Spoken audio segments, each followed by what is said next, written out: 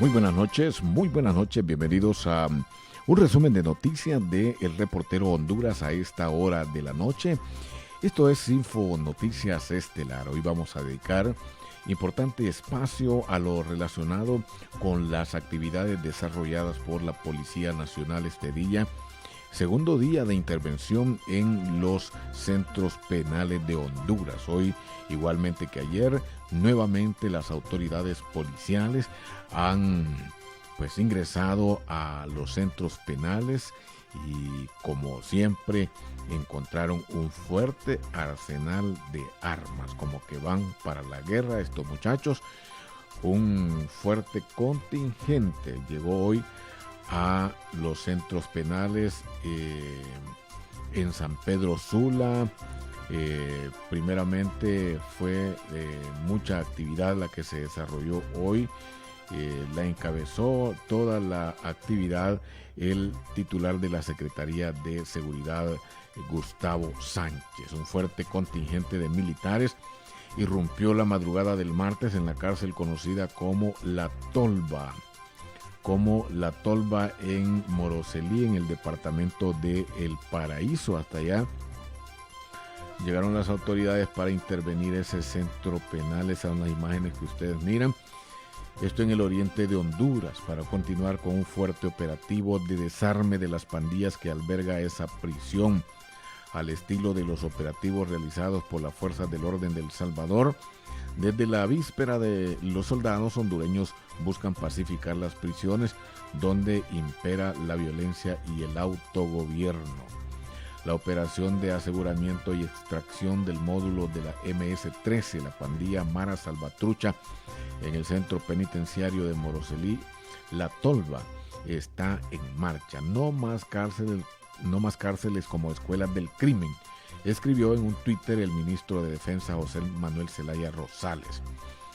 El funcionario informó que se emitió un escrito que ordena la reubicación de los reclusos cuando sea necesario, independientemente de su condición procesal o grado de peligrosidad. También establece que las autoridades pueden tomar cualquier medida que sea oportuna para evitar incidentes entre la población penitenciaria. El sistema penitenciario de Honduras es una escuela del crimen corrompida y vamos a desmontarla, dijo el ministro. El detonante para intervenir las cárceles fue la matanza que se produjo la semana pasada, cuando presas integrantes de la pandilla Barrio 18 acabaron con la vida de 46 privadas de libertad en la Penitenciaría Nacional Femenina de Adaptación Social, situada en Támara, a 32 kilómetros al norte de Tegucigalpa. En la Penitenciaría Nacional de Honduras, en Támara, se decomisaron armas de grueso calibre, entre ellas un fusil, varias pistolas, municiones y 3 granadas de fragmentación. La violencia de las pandillas en Honduras no solo se registra en las cárceles. Estos grupos también tienen presencia en barrios y colonias donde mantienen atemorizada a la población con crímenes atroces y cobro de extorsiones.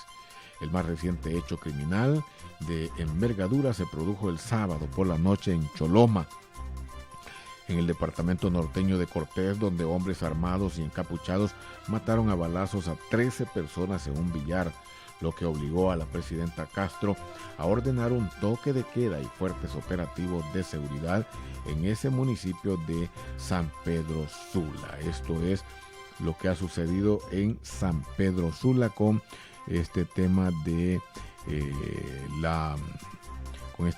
los operativos. Y miren ustedes, hoy hubo capturados en relación con la masacre de Choloma en el departamento de Cortés, en una operación de impacto y tras varios días de búsqueda, rastreo e intervención en zonas donde predomina la estructura criminal,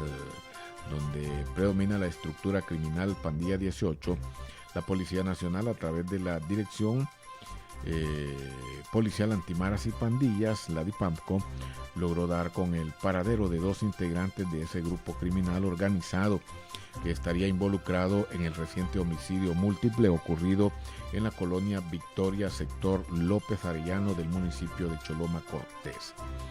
La captura ha sido ejecutada en la colonia Gracias a Dios del municipio de Lima Cortés por equipos de inteligencia de la DIPAMCO. Los apresados son alias Baby Skinny, que tiene 5 años de ser parte de la estructura criminal La Pandilla 18, considerado un homie, cabecilla de sector. Además, es el encargado de realizar asesinatos, movilizar armas, droga, municiones para el sector de la colonia La Martínez, La Lima Cortés. Mediante la información obtenida, se detalló que ese individuo tuvo participación intelectual y material en los recientes asesinatos allí en San Pedro Sula, en ese sector. Y siempre en estos operativos de la operación Fe y Esperanza, también hoy las autoridades policiales han derribado unas vallas, unas barricadas que habían instalado las pandillas. La policía, mediante diversas actuaciones de disuasión y control en los sectores denominados de conflictividad del Valle de Sula, lograron la demolición de vallas metálicas que obstaculizan el paso de personas, vehículos y de la misma autoridad policial, las cuales fueron colocadas por miembros de las estructuras criminales en el sector de la Rivera Hernández. Estas acciones fueron coordinadas a través de miembros de la Unidad Metropolitana de la Policía número 8, equipos de inteligencia y otras unidades policiales que conforman la Policía Nacional. Aproximadamente se retiraron unos 13 portones que obstruían el paso y que habían sido colocados por miembros de grupos delictivos, conocidos como los tercereños, que residen allí en esa zona. Personal de la DIPAMCO y la Dirección de Inteligencia Policial, con el apoyo de las Fuerzas Armadas, realizaron esas acciones y se continuarán realizando en diferentes puntos de San Pedro Sula con el propósito de mantener un ambiente de paz y tranquilidad entre los ciudadanos. Eso es lo que se vivió hoy ahí en San Pedro Sula. Bueno, y hoy dio declaraciones el ministro de Seguridad con respecto a estas operaciones. Sí, tenemos capturado a 2 personas más, miembros de la estructura criminal Pandilla 18, a quienes indicamos responsables de haber participado como autores materiales de la muerte múltiple que se dio hace unos días en el municipio de Choloma. ¿Dónde se efectúa esta detención? Este es el sector Planeta. Se les incautó además 2 armas de fuego, una subametralladora UCI y una pistola calibre 45. ¿Qué evidencias hay para incriminar a estas 2 personas, ministro? Bueno, estamos mencionando que hemos confiscado las armas que posiblemente fueron utilizadas en ese incidente. Nosotros tenemos diferentes indicios técnicos que, de acuerdo a nuestros procesos investigativos, demuestran que estos jóvenes participaron en la muerte múltiple. ¿Hipótesis que se manejan? Tenemos 3 hipótesis, aún no las podemos revelar porque estamos en un proceso investigativo. Ya hemos capturado a 3 personas. La resolución del caso está en marcha con muy buenos resultados y lo esperamos concluir en las próximas horas. ¿Hay videos como evidencias? Sí, tenemos los equipos de video forense especializados en nuestra policía de investigaciones. Los mismos están siendo analizados. Estas personas, a través de este medio técnico científico, nosotros estamos en la capacidad de demostrar que participaron en este evento. Ahora, sobre la desarticulación de... Bueno, es lo que expresaba el ministro de Seguridad, el nuevo ministro, ¿verdad?, de Seguridad, quien anda al frente de estas operaciones, y eso es lo que hace un líder. Y le da confianza también a la población porque él es el que anda. Imagínense usted, él es el ministro de Seguridad. Otros ministros de Seguridad dan las directrices desde un escritorio. Este señor anda al frente, él anda encabezando esas operaciones de la Operación Paz, Fe y Esperanza allá en San Pedro Sula, y que se extiende por los diferentes penales del país. Así que miren ustedes, y bueno, miren lo que sucedió también en la Penitenciaría Nacional Femenina. Estas operaciones que también se han realizado el día de hoy, 75.484 lempiras, celulares, cargadores y routers se encontró en la requisa que se realizó en el hogar de la Pandilla 18 en la Penitenciaría Nacional Femenina de Adaptación Social, PNFAS, por las Fuerzas Armadas a través de la Policía Militar del Orden Público. Otro arsenal en esta cárcel de mujeres, imagínense ustedes cómo no iba a ocurrir la desgracia que sucedió con la muerte de esas 46 mujeres, ¿verdad? En un ataque de pandillas también. Bueno, miren, armas en todos lados, ¿verdad? En todos estos penales. Ahora nos vamos a ir a lo que sucede en la cárcel de máxima seguridad, que con esto queda ya visto que no son cárceles de máxima seguridad, son arsenales, son prácticamente los polvorines que tienen ellos ahí adentro. Imaginen que hay más armas que creo que en la industria militar. Terrible lo que sucede en estas cárceles de Honduras, pero bueno, la pus, como dicen, se extrae desde la raíz, y es lo que al menos hasta ahora están haciendo las autoridades. Miren, esto es lo que sucedió en La Tolva, allá en Moroselí, una granada de mano que fue sustraída, que había sido oculta en el ano de un presidiario, imagínense cómo se había introducido esa granada de mano en su recto, uno de los privados de libertad. Un fusil Galil, pistolas, revólver, municiones, cargadores, radios de comunicación, binoculares, televisores y parlantes son los resultados hasta el momento de la requisa que se realizó en el módulo de la MS-13 en la operación Fe y Esperanza, que se ejecutó las Fuerzas Armadas a través de la Policía Militar allí en ese sector de El Paraíso. Hoy daba declaraciones el comandante, ¿verdad?, que encabezó esta operación allí en la... Continúan los resultados positivos en el marco de la operación Fe y Esperanza desde el sector del Centro Penitenciario La Tolva, Moroselí. Segundo día de operaciones, ya se cuantifica un fusil AK-47, 2 fusiles Galil, un total de 3 fusiles AR-15, se han asegurado 17 pistolas calibre 9 milímetros, 2 ametralladoras mini Uzi, cargadores para armas cortas, cargadores para armas largas. Además se ha asegurado un total de 25 armas de fabricación artesanal tipo chimbas. Parte de las operaciones también han asegurado 403 carrucos de marihuana. Bueno, lo que ha sucedido allá en el departamento del Paraíso, en esa operación Fe y Esperanza que se ha realizado en ese sector de el oriente de Honduras. Esto es en el oriente del país. Y hoy la Policía Nacional se aprestaba a desarrollar un desalojo en el sector de Las Crucitas, aquí en la capital de la República. Sin embargo, era una decisión de un juez. Sin embargo, intervino la presidenta de la República a través del director de Sedesol, Juan Carlos Cardona, quien llegó hasta el lugar para intervenir y evitar que la policía no realizara el desalojo de las familias que serían desalojadas el día de hoy en ese sector de Las Crucitas. Ese ejecutor en este momento se va a apersonar con la policía para decirles que se suspende el desalojo. Mañana a primera hora, bueno, ahorita vamos a bajar. Yo le pediría a uno de los abogados de los pobladores que nos acompañe para que podamos trabajar en una estrategia. Nosotros, vuelvo y repito, somos respetuosos de las decisiones del Poder Judicial porque no nos compete como Poder Ejecutivo.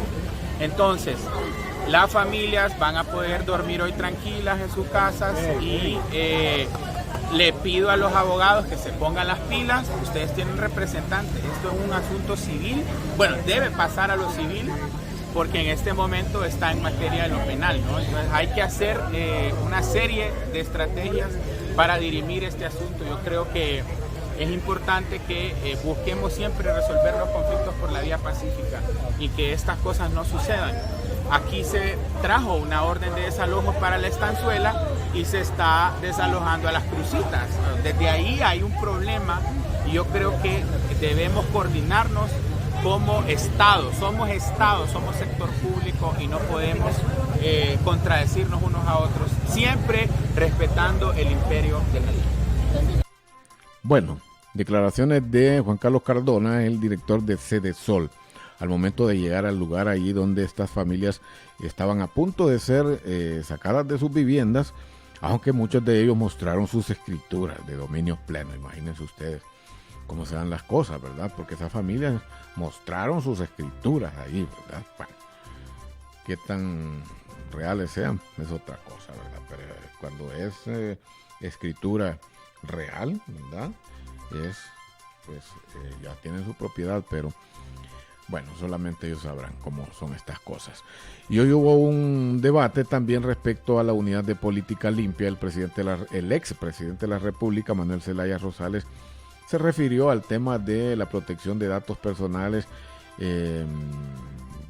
y pues se refirió a la unidad de política limpia, a lo que los comisionados de esta institución salieron al paso para aclarar cuál es la realidad de la solicitud de reserva de alguna información, cuestión que también fue aclarada por una resolución del Pleno de Comisionados del Instituto de Acceso a la Información Pública, y se refiere también a las personas que a las colectas populares o a las cuando se dan algún apoyo económico, ¿verdad? Mejor que lo aclare la comisionada Alba Rivera de la Unidad de Política Limpia en este reporte para el Reportero Honduras. Emitió un acuerdo y ese acuerdo fue trasladado al Instituto de Acceso a la Información Pública, donde se pedía la reserva de información en relación a los donantes y otras cosas más. Pero en aquel momento el Instituto de Acceso a la Información Pública resolvió de manera parcial con relación al tema de los donantes que la información que no se puede proporcionar es la que va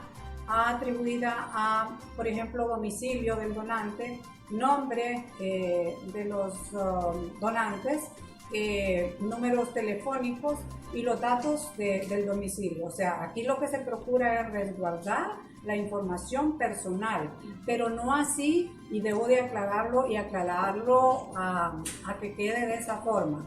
La Ley de Financiamiento, Transparencia y Fiscalización a Partidos Políticos y Candidatos establece que los donantes son sujetos obligados de la ley y como tal a la unidad de política limpia ningún partido político, ningún candidato a la presidencia de la República, ningún candidato a diputado, ningún candidato a alcalde puede negar la información y está obligado, es más, está obligado de acuerdo a la ley a notificarle, a informarle y dentro de esos informes consignar quiénes fueron sus donantes, quiénes aportaron a sus campañas. Eso no está en discusión, porque así lo establece la ley y como tal la unidad va a seguir exigiendo eso. Que quede claro, porque una es la reserva de información que en su momento el IAIP autorizó con relación a la información que es propia de los donantes que contribuyen a las campañas políticas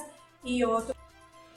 Bueno, eran declaraciones de la comisionada de la Unidad de Política Limpia, la abogada Alba Rivera, con respecto a este tema de las donaciones, más bien es, ¿verdad?, el tema en el debate aquí, que supuestamente se pidió reserva de información, pero en la Unidad de Política Limpia se está siguiendo lo que establece la Ley de Transparencia y Acceso a la Información Pública, donde pues la unidad exige a los partidos políticos, a los diputados, a quien sea, el nombre de las personas que han donado dinero para sus campañas políticas. Sin embargo, cuando se da la información por parte de la unidad a la ciudadanía, se da el nombre, pero se protegen los datos personales, que es el procedimiento normal en toda institución obligada a ofrecer información. Como siempre, en todo caso, se protegen los datos personales como el número de teléfono, la dirección de la vivienda donde reside la persona. Todos son datos que la ley de transparencia los protege, ¿verdad? Así están las cosas. Nos vamos. Muchas gracias por haber estado con nosotros aquí en este resumen de noticias de El Reportero Honduras. Pásenla bien. Muy buenas noches.